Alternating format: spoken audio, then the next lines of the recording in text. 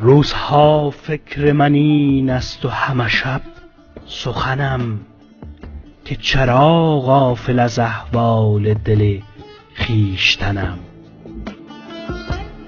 از کجا آمده ام؟ آمدنم بهر چه بود؟ و کجا می روم؟ آخر ننمایی وطنم.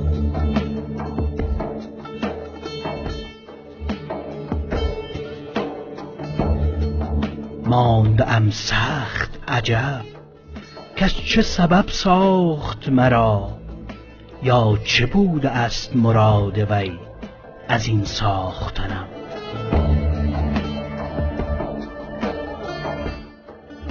جان که از عالم علویست یقین می دانم، رخت خود باز برانم که همانجا فگنم.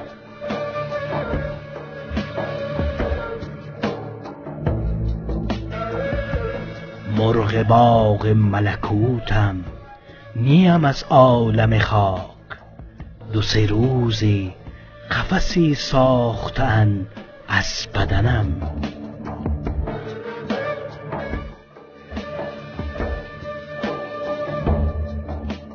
ای خوش آن روزی که پرواز کنم تا بر دوست، به هوای سر کویش پر و بالی بزنم.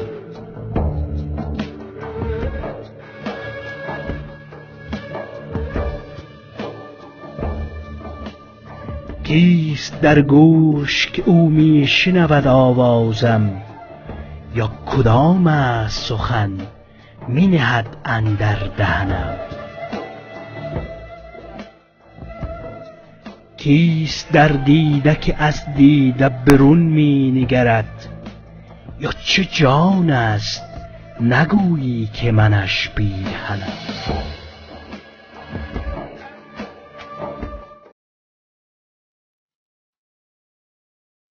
تا به تحقیق مرا منزل و ره ننمایی، یک دم آرام نگیرم نفسی دم نزنم.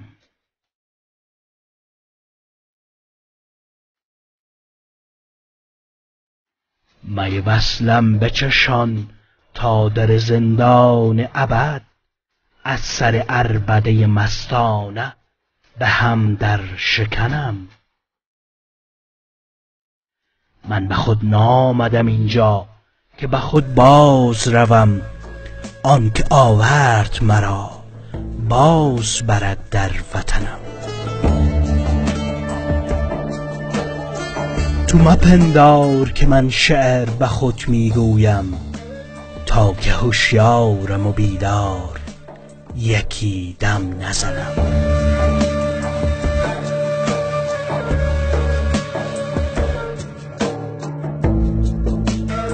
شمس تبریز اگر روی به من بنمایی، والله این قالب مردار به هم در شکنم.